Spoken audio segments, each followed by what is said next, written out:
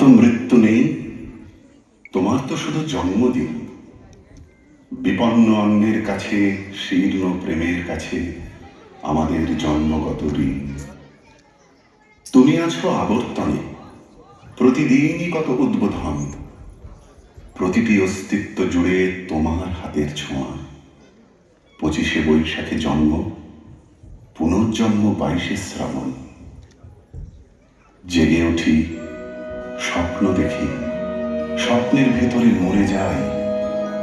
তোমার পদধ্বনি কান পেতে যেন শুনি, কখনো ভাবিনি তুমি নয়।